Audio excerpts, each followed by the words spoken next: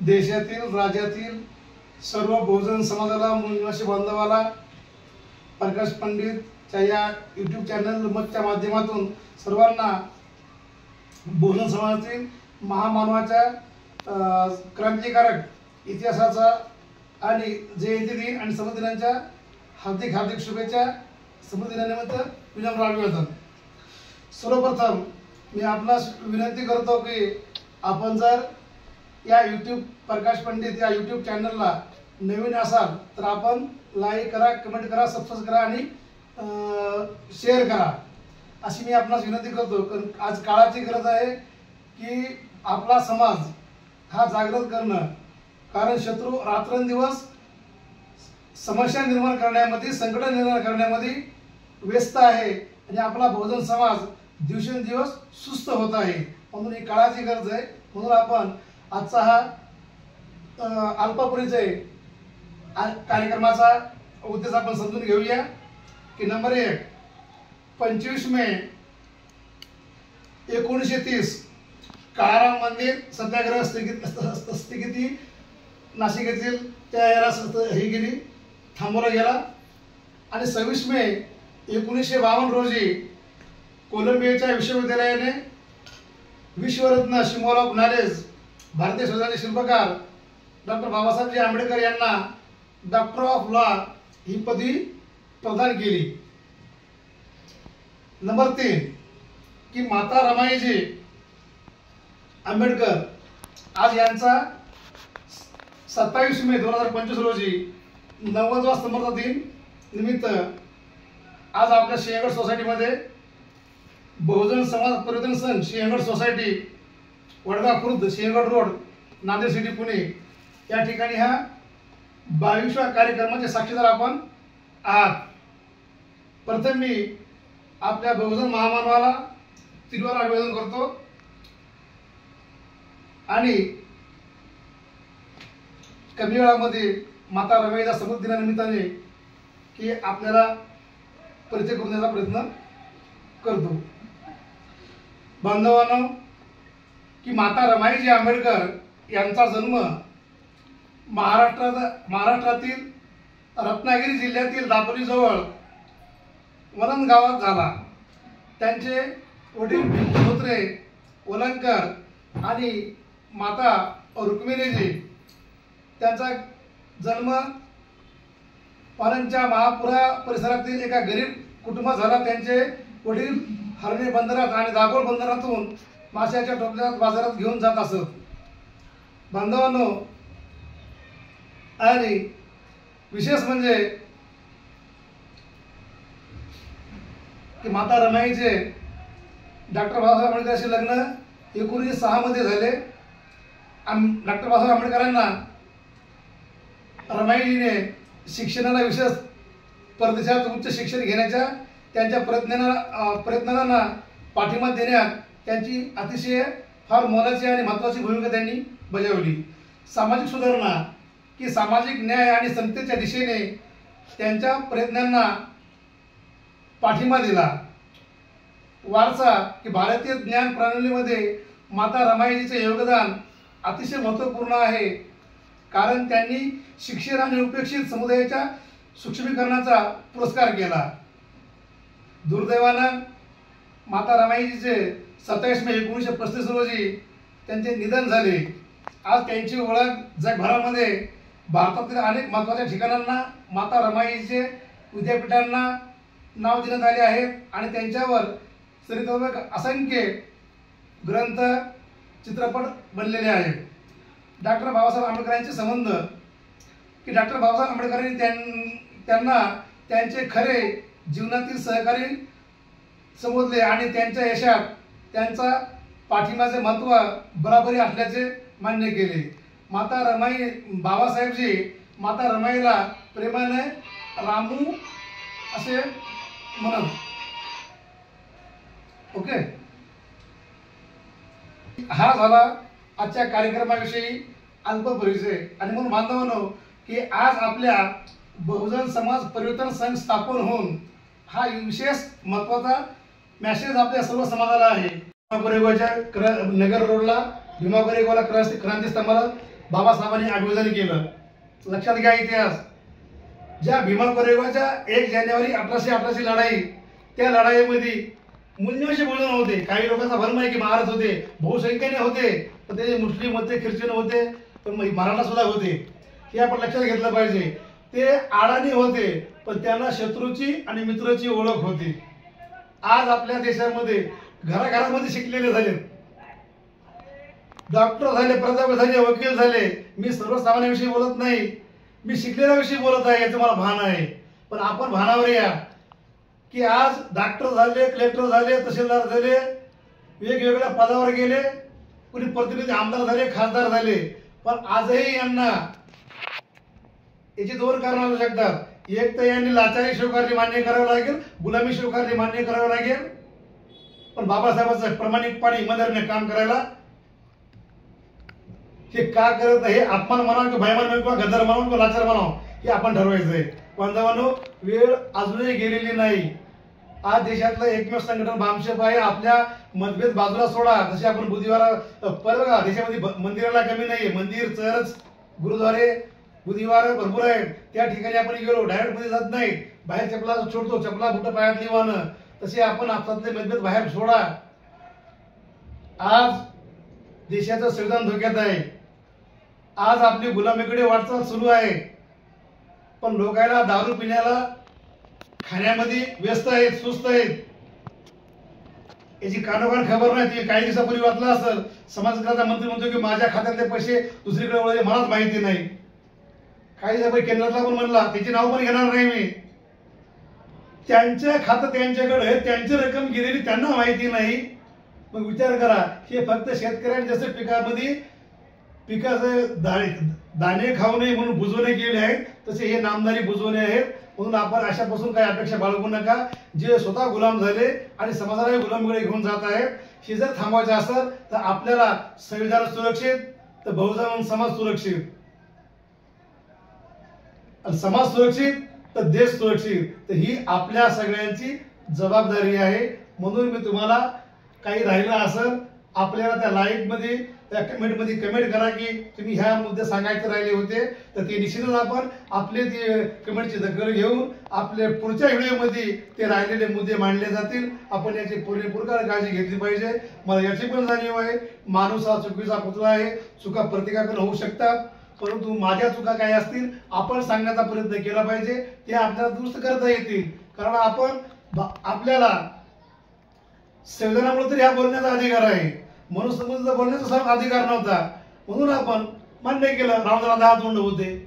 तर हे वास्तव आहे. काय आपण विचार केला, रावणाला 10 तोंड खरंच असतं होते का? हनुमानाने लंका जळली, त्यांनी सांगितलं, आपण ऐकली. बघा, उडू शकते, पक्षी असलेला माणूस उडू शकतो, तर असं उडून जाऊ शकतो.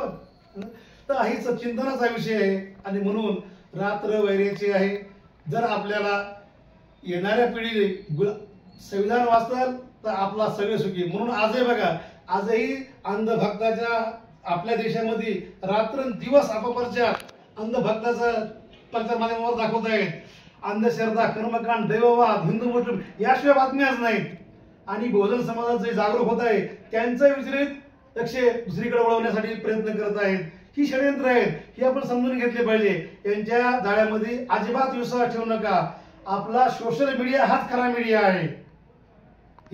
त्याच्या 4 स्तंभावर त्यांचं नियंत्रण असल्यामुळं त्यांचं काही विश्वास ठेवू नका. तुम्ही ध्यानात जरूर ठेवा, इतिहास आहे, पण त्याला प्रत्युत्तर आपण चिंतन मंथन करून करा.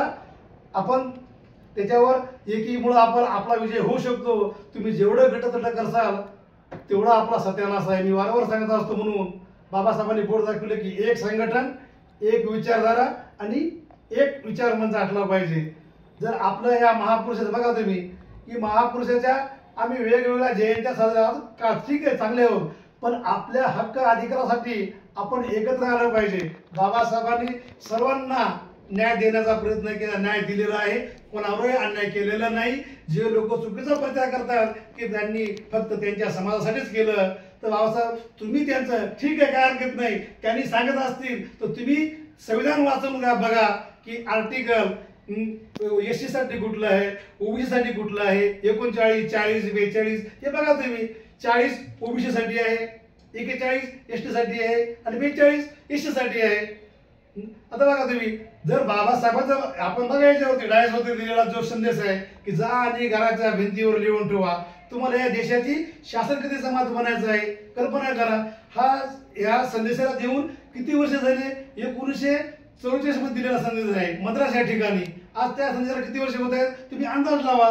आणि त्याच्यावर बघा, जर आपण आज जर ते विदेशी असलेले 3.5% ते तिघे मिळून 15% होत आहेत आणि हिंदू धर्माच्या नावावरती आपला मूलनिवासी बोलून त्यांना समर्थन करत आहे, मग ते सत्तेवर येत आहेत. आणि आपण मूलनिवासी या देशाचे मालक असून आजही आपल्याला याची खबर नाहीये, आपण विचार करत नाहीत. मग तुम्ही शासनाचे समज कसे बनणार? तर त्यासाठी आपल्याला जे मान्यवर कांशीरामजी ना जिसकी संख्या जितनी भारी उसकी उतनी भागीदारी हा नारा त्यांनी दिला. वोट हमारा राज तुम्हारा नहीं चलेगा नहीं चलेगा हे त्यांना बहुजनांना जागा करायचा नारा लावला. आणि मग हा नारा इंदिरा गांधीच्या लक्षात आला आणि म्हणून त्यांनी इलेक्ट्रॉनिक वोटिंग मशीन आपल्या भारतामध्ये आणली. आणि आज ते एक बघा एकही बोलायला तयार नाहीत. म्हणून आजच्या काळामध्ये इलेक्ट्रॉनिक वोटिंग मशीन ही खरी मनुस्मृती आहे. जोपर्यंत काल शिकणारा विषय आहे की त्यांना माहिती आहे बहुजन समाज आता शिकायला लागला, वाचायला लागला, खरं खोटं तपासायला लागला. आणि येणाऱ्या काळामध्ये कांशीरामचा नारा दिलेला आहे. आज उत्तर प्रदेशमध्ये त्यांनी एकदा नाही दोनदा नाही चारदा सत्तेवर आणलं बॅलेट पेपरवर. बघा जशी मशीन आणली, लोक झोपीमध्ये आपले बहुजन समाज साधा गोळा, त्यावेळेस काही मोबाईल आलेले नव्हते, प्रत्येकाला संधी दिली. आणि त्यांनी जे स्टेट लेवलचे जे राज्याचे पक्ष आहेत त्यांना एक वेळेस संधी बहुमतानं त्यांना निवडून हे केलं, गप्प बसले. म्हणजे का तर उद्या त्यांनी जर बोलले तुम्ही आले तेव्हा आम्ही बोललोत का? नाही. मग तुम्ही आमच्यावर कसे शंका घ्यायला लागले? म्हणजे तेरी बी चूक मेरी बी चूक हे कोणालाही ह्या षडयंत्राचा भाग आहे. म्हणून आपण आता एकही पक्ष याविरुद्ध बोलायला तयार नाही. जगातला भारतातला इंटरनॅशनल एकच असा संघटना आहे की भामशेर जेल भरो आंदोलन वेगवेगळ्या राज्यामध्ये त्यांचा संपूर्ण 32 राज्यामध्ये संघटना पोहोचलेलं आहे. हे सोशल मीडियाच्या माध्यमातून हे सांगायचा प्रयत्न करत आहे. ही जबाबदारी केवळ माझी एकट्याचीच नाही, आपल्या सगळ्यांची जबाबदारी आहे. म्हणून की जशी आज माता रमाईचा समृद्धी दिन आहे, आज खऱ्या अर्थाने हीच खरी माता रमाईला अभिवादन खरं ठरेल. प्रत्येक या देशातील मूलनिवासी बहुजनांनी जसा माता रमाईने बाबासाहेबांना सपोर्ट केला, बरोबरची लढाई काय संघर्ष करून खंबीरपणे उभी राहिली, तशी आज या देशातील प्रत्येक महिलेनी पुरुषाबरोबर या ईएम हटवण्याच्या आंदोलनामध्ये सहभागी झालं पाहिजे. तरच आपलं संविधान वाचेल, आपले हक्क अधिकार वाचतील, तुमच्या लेकरं येणाऱ्या पिढीला शिक्षण मिळेल, नोकऱ्या मिळेल. आणि दात तुम्ही बघत आहात सरकारनं सपाटा सुरू केलेला आहे खाजगीकरणाचा, विकण्याचा. नोकऱ्या मिळणार नाहीत, नोकऱ्या शिवणारच नाहीत. म्हणून बघा वेळ गमवू नका. तुम्ही आम्ही थांबू शकतो, वेळ थांबू शकत नाही. बोलण्यासारखे भरपूर आहे. तुम्हाला माहिती आहे एकदा बोलायला सुरुवात केली आपण 12 घंटे सुद्धा आपली बोलण्याची तयारी आहे. पण वेळेच्या अभावी जास्त वेळ न घेता पण आपल्या समाजाला ऐकण्याची सवय नाहीये, वाचण्याची सवय नाही. एक देशातलं एकमेव जगातलं उदाहरण आहे एकमेव की आपले लोक नागपूरला जातात, दीक्षाभूमीला जातात, भूमिगाव कोरेगावला जातात, ज्या ज्या ठिकाणी कार्यक्रम असतात त्या ठिकाणी जातात, करोडो रुपयाची पुस्तकं विक्री घेतात. पण एवढं विक्री घेतलेले पुस्तकातलं ज्ञान जातं कुठं? आपली किती हे व्हायला पाहिजे, परिवर्तन किती व्हायला पाहिजे याच्यावर तुम्ही अंदाज लावा. केवळ आम्ही एक तर तो दुसऱ्याचे दोन अर्थ असू शकतात. एक तर आम्ही ते दिखावा म्हणून शोरूम मध्ये ठेवलेले आहेत किंवा वाचत नाहीत. जर वाचले असते तर आज क्रांती घडली असते. बाबासाहेब एकटे शिकले, त्यांनी या देशाचं संविधान लिहिलं. आज त्या युनिव्हर्सिटीच्या विदेशातल्या लोकांना अभिमान आहे की बाबासाहेब आमच्या युनिव्हर्सिटीमध्ये शिकले आणि भारताचं संविधान त्यांनी जगातलं महान संविधान लिहिलं. त्या युनिव्हर्सिटीच्या देशाला अभिमान आहे. पण आजही आपल्या देशामध्ये केवळ जातीमुळं त्यांचा ठिकठिकाणी अवमान केला आहे. म्हणजे शत्रू किती घाबरलेला आहे.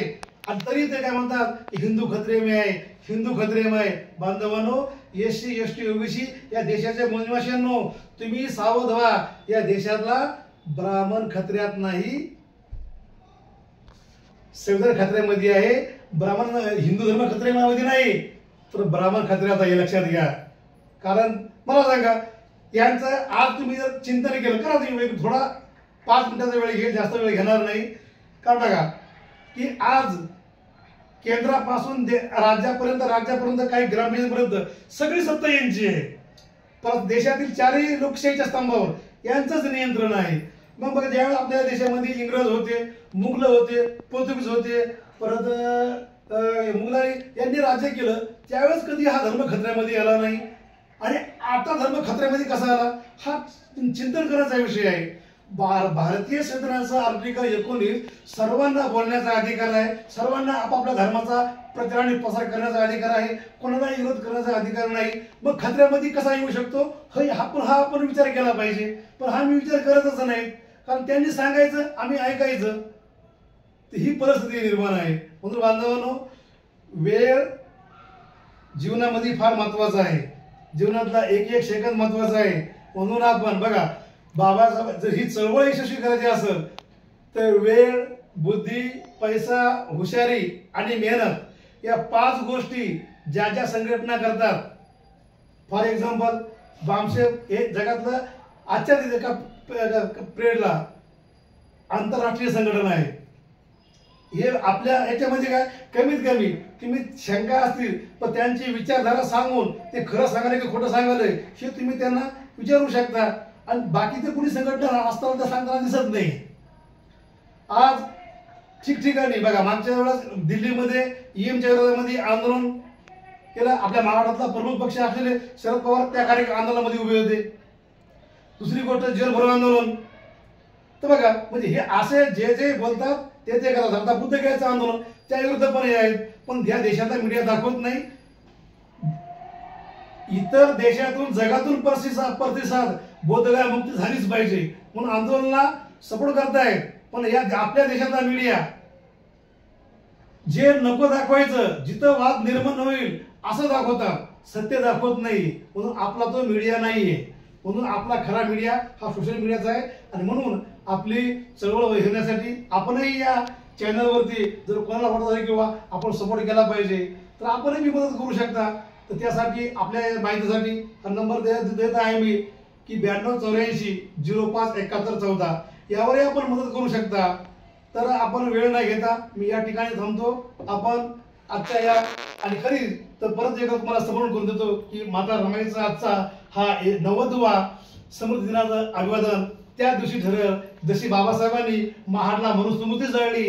आणि आज आपल्याला या जन आंदोलन, राष्ट्रव्यापी जन आंदोलन, जसं की महात्मा गांधीनं राष्ट्रव्यापी जन आंदोलन केलं म्हणून इंग्रजाला सोडून जावं लागलं. म्हणून त्याच्या जागी हे विदेशी ब्राह्मण प्रसादाद्वारे म्हणले आणि तेव्हापासून तेच आहेत. फक्त उत्तर प्रदेश वगळता काही राज्य वगळता हे होते आपले भोजनांचे.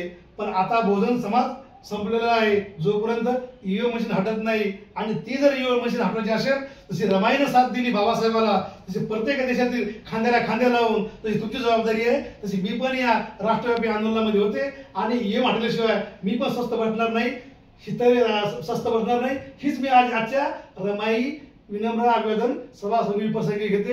अशी प्रतिज्ञा केली पाहिजे. आणि हा मेसेज महाराष्ट्रातील प्रत्येक घराघरामध्ये हा व्हिडिओ कसा गेला पाहिजे. हा व्हिडिओ केवळ एका जाती किंवा धर्माचा नाही. आणि विशेष घ्या, लक्षात घ्या, जाती ह्या जनावरात नसतात, जाती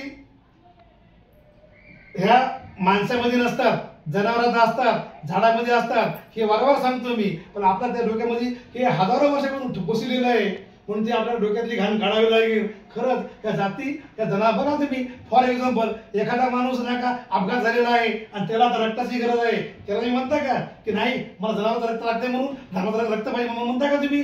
कुठलंही असू द्या, फक्त रक्त पाहिजे, माणूस वाचला पाहिजे. काय पैसा घ्यायचा तर घ्या, पण आमचा माणूस वाचला पाहिजे. बांधवांनो, काळाची गरज आहे. आणि म्हणून आपण जाती धर्म न बघता आपली पहिली ओळख मी भारतीय आहे. बाबासाहेबांनी दिलेल्या संविधानानुसार पहिला भारतीय आहे, मध्यम भारतीय आहे पण अंतिम भारतीय आहे. जीवन असलं तरी भारतीय आहे आणि मेलं तरी भारतीय आहे. ही आपली भारतीय म्हणून ओळख आहे, माणूस म्हणून ओळख आहे. आणि आपल्याला जर माणूस बनायचं असेल तर आपल्याला दोन्ही हे येतं. मी बाकीच्या विषयावर बोलणार नाही. पुन्हा आता आजचा हा कार्यक्रम आहे, हाच उद्देश होता की बहुजन समाज हा जागृत करण्याचा. हे आपल्याला मला जे जे काही जेवढं समाजाला सांगता येईल आणि ते कार्य करता येईल या उद्देशाने आपण या बहुजन समाज पर्यटन संघ शेअर सोसायटीच्या माध्यमातून हा 22वा प्रयत्न झाला. आणि या ठिकाणी जास्त वेळ न घेता मी या ठिकाणी थांबतो. जय निवासी. बहुजन समाज पर्यटन संघ स्थापन करून 1 महिना 4 दिवस झाले असून आणि या सोशल मीडियातील यूट्यूबच्या प्रकाश पंडित या यूट्यूबच्या चॅनलच्या माध्यमातून आजपर्यंत 14,155 मानवापर्यंत लोकांपर्यंत महामानवाची विचारधारा प्रचार आणि प्रसार करण्याचं कार्य झालेलं आहे।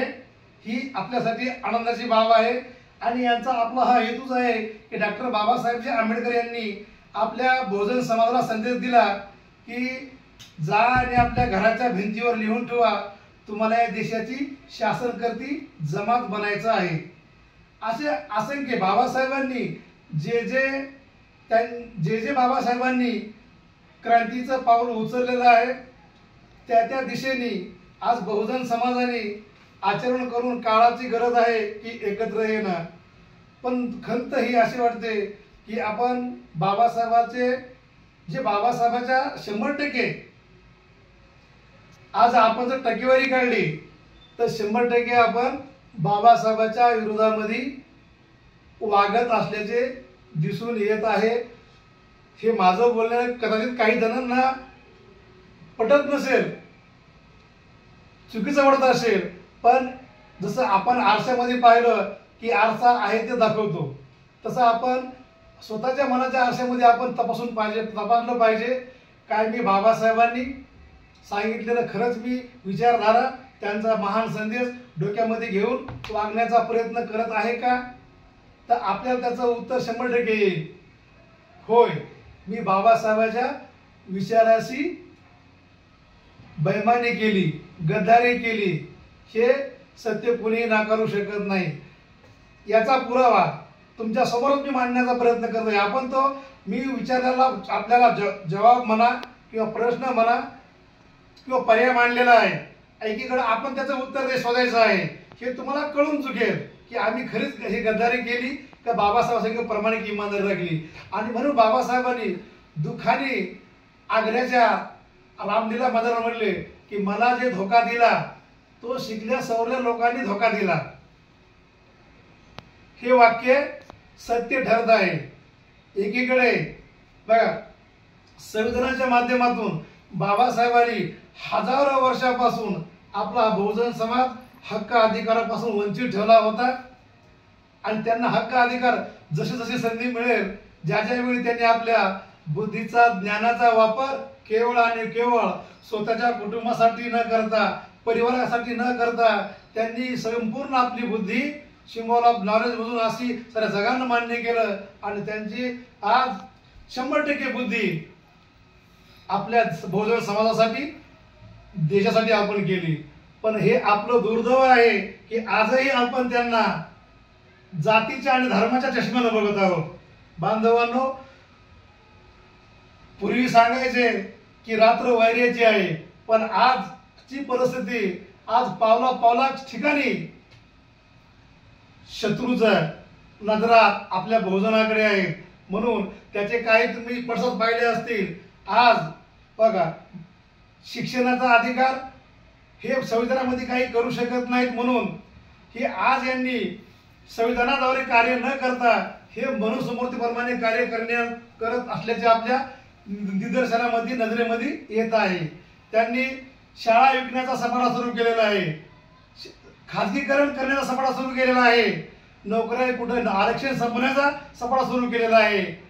म्हणून आजही आपल्या बहुजन समाजाला याची आणि आपल्या समाजामध्ये गटातटामध्ये आपला समाज, जाती धर्मामध्ये आपला समाज हा विखुरला गेलेला आहे, विभागला गेलेला आहे आणि आपल्या अशा अहंकारामुळे आज याचं सर्वस्वी बेनिफिट शत्रू मजबूत होत चालला आहे। आपण तुम्ही वारंवार बघा कुठल्या निवडणुका असो, आपल्याला ज्या वेळी आले त्या वेळी धर्माचा आधार घेतला जातो। आपल्या देशामध्ये ज्या निवडणुका होतात त्या केवळ धर्माच्या आणि जातीच्या आधारावर होतात। काय धर्माने आणि जातीने माणसाचा विकास होतो? हा आपण पहिला प्रश्न स्वतःला विचारला पाहिजे। आज आपल्याला संघटित होण्याची गरज। बाबासाहेबांनी पहिला मंत्र दिला, महान संदेश दिला, काय?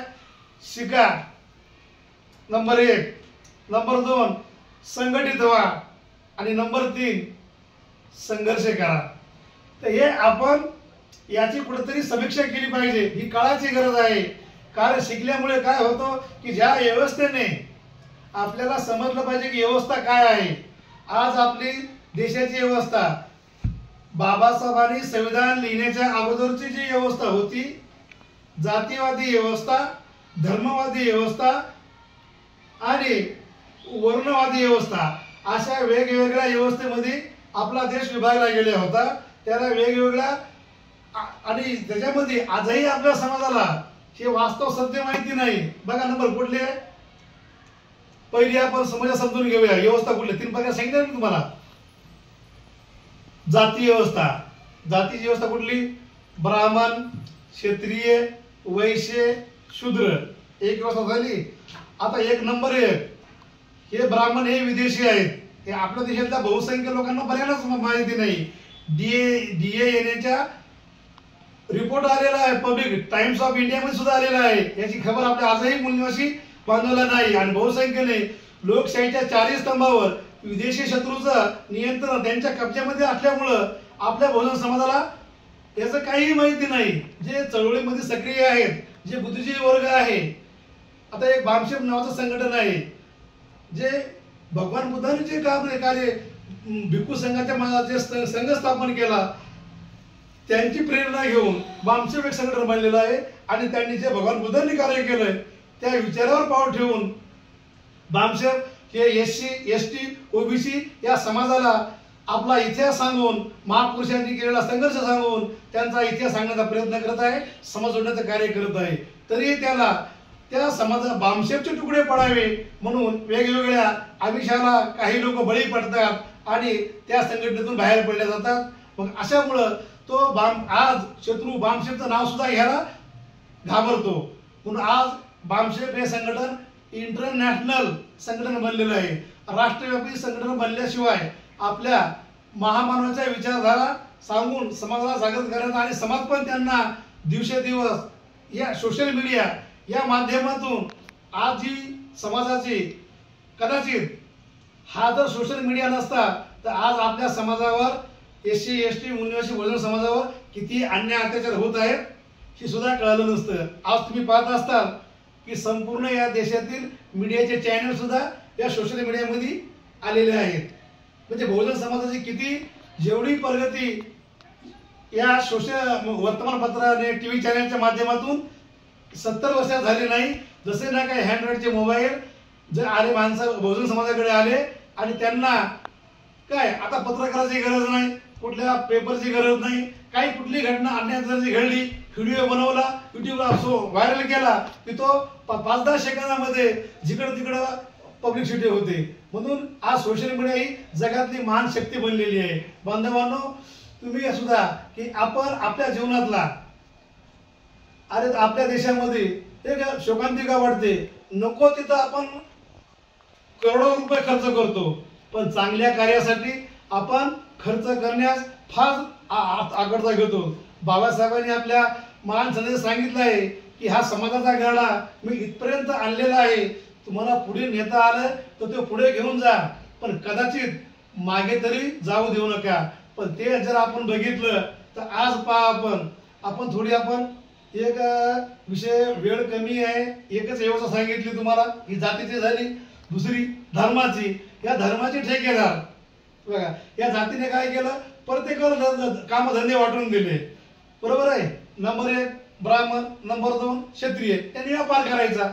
ब्राह्मणाला सगळे अधिकार, व क्षत्रियाने फक्त युद्ध करायचं आणि वैश्याने व्यापार करायचा. आणि शूद्रांनी त्या शूद्रांनी 3 वर्गाची सेवा करायची. राहिला 4था वर्ण जे आहे शूद्र, बरोबर आहे. ब्राह्मण, क्षत्रिय, वैश्य, 4था शूद्र. हे शूद्र हा जे हे झालेला आहे काय भ्रम झालेला आहे की शूद्र यांना काय वाटतं की हा SC समाज आहे. बांधवांनो, तुम्ही झोपेत आहेत अजून. शूद्र हा समाज SC नाहीये. SC हा अतिशूद्र आहे. म्हणजे तो या जी ब्राह्मणांनी निर्माण केलेली जाती व्यवस्था आहे, वर्ण व्यवस्था आहे, हा व्यवस्थेचा बाहेर आहे. त्याला म्हणून बाबासाहेबांनी वर्णबाह्य असं म्हटलेलं आहे. लक्षात घ्या. तर शूद्र हा OBC समाज आहे, बहुसंख्येने असलेला 52% समाज आहे. हे आपण लक्षात घेतलं. आणि म्हणून भारतीय संविधानाच्या अनुसूचीनुसार जर तुम्ही पाहिलं तो ओबीसी साठी 340 कलम आहे. तुम्ही यासाठी तुम्हाला अधिक पुरावा सांग देतो की शूद्र नावाचा चित्रपट काढला होता. तो शूद्र पिक्चर त्याच्यामध्ये दाखवलं, अतिशूद्राचं दाखवलेलं आहे. पण काय आपण ते शत्रूला निर्माण केलेलं मान्य करायचं?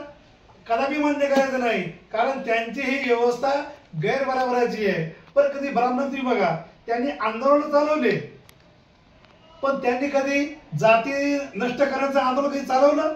अजिबात नाही.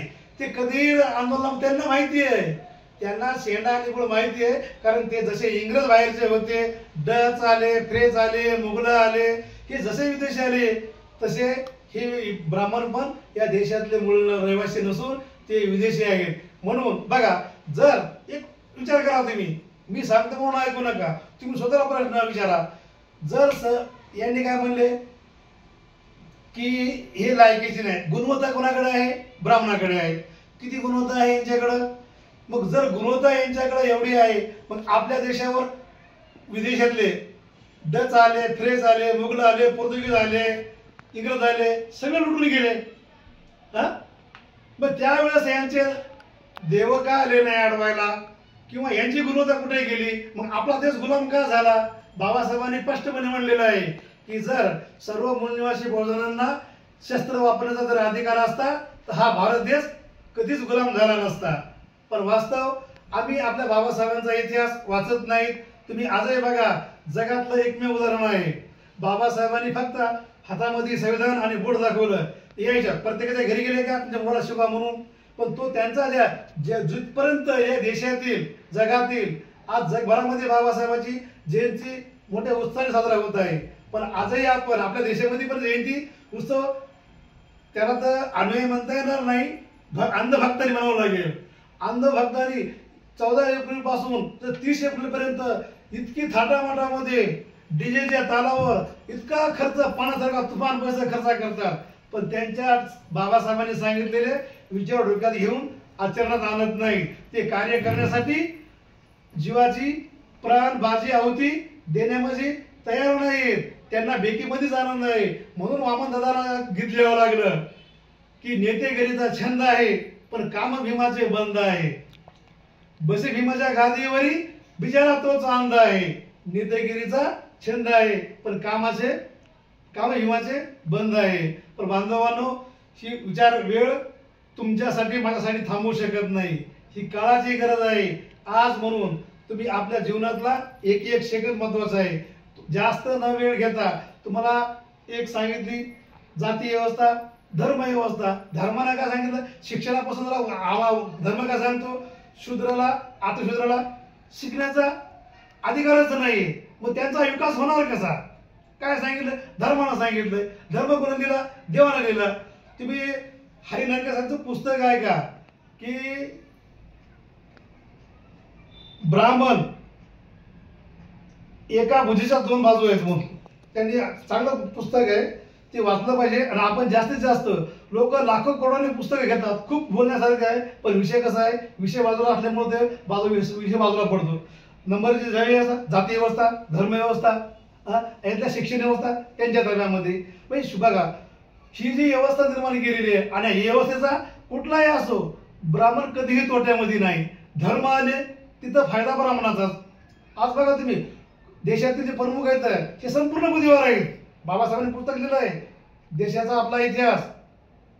देशाचा काय, आपल्या भारताचा इतिहास काय? क्रांती विरुद्ध प्रतिक्रांती, अर्थात आर्य अनार्य हा इतिहास आहे. त्यात हे बाबासाहेबांनी नमूद केलेलं आहे. हा इतिहास दुसरा काही नसून हा क्रांती प्रतिक्रांती म्हणजे ब्राह्मण विरुद्ध मूलनिवासी बुद्धिस्ट हा इतिहास आहे. आणि तुम्ही जर इतिहास बघितलाल, समाजाच्या काळामध्ये जाती नव्हत्या. ह्या जाती केव्हापासून आल्या हे आपण पाहिलं पाहिजे. केवळ मी सांगतो म्हणून ऐकू नका. आपण आपल्या बुद्धीला जसं रबर ताणलं जातं तसं आपण बुद्धीला ताण द्या. पण आपण आपल्या बुद्धीचा वापर करत नसल्यामुळं आज ही परिस्थिती निर्माण झालेली आहे. काळाची गरज आहे. काळ आज आपण वेळेची किंमत केली नाही, वेळ आपल्याला भविष्यात माफ करणार नाही. म्हणून बाबासाहेबांनी सांगितलंय की जो आपला इतिहास विसरतो तो इतिहास घडवू शकत नाही. आणि म्हणून एका शब्दाकडे लक्ष असावं. हा पब्लिसिटी करण्याचा विषय अजिबात नाहीये. बाबासाहेब म्हणले किंवा मी माझ्या बुद्धीची कमतरता मी भरून काढेन, पण या चळवळीसाठी मी इमानदार माणसं कुठून आणू? म्हणून आज जर बाबासाहेबाला माणसं इमानदार मिळाली असती तर आज आपली चळवळ बघा. एक तुम्हाला मला आम्ही हमेशा ठिकाणी सांगत असतो की कार्ल मार्क्स ज्यावेळेस त्याचं निर्माण झालं त्यावेळेस फक्त 14 माणसं त्याच्या अंतिम संस्काराला होती, आणि बाबासाहेबांचं ज्यावेळेस महापरिनिर्वाण झालं त्यावेळेस त्यांचे 5 ते 6 लाख जास्त म्हणजे लाखो मुंबईमध्ये जिकडे तिकडे दादरला खचाखच जसं जनसमुदाय जमला होता देशभरातून. आणि त्यावेळेस फक्त रेडिओ होता, एवढं काही सुविधा नव्हत्या. लोकांना जशी खबर वारासारखी कळाली बाबासाहेबांची निर्माण झालं, मुंबईला होणार हे होणार म्हणून जसे लोकांना माहिती मिळाली तशी लोक मुंबईला कोणी पायाने आले, कोणी जसे मिलिटरीवानं त्या पद्धतीने आपल्या पद्धतीने येऊन मुंबईला आले बघा. तर त्या कार्ल मार्क्सच्या 14 लोकांनी जगभरात कार्ल मार्क्सची विचारधारा घेऊन गेले. आणि बाबासाहेबांनी बघा, बाबासाहेबांच्या शब्दावर लोक त्यावेळेस लोक अडावे. तुम्हाला दुश्मनात आणि शत्रूचा फरक सांगतोय बाबासाहेब.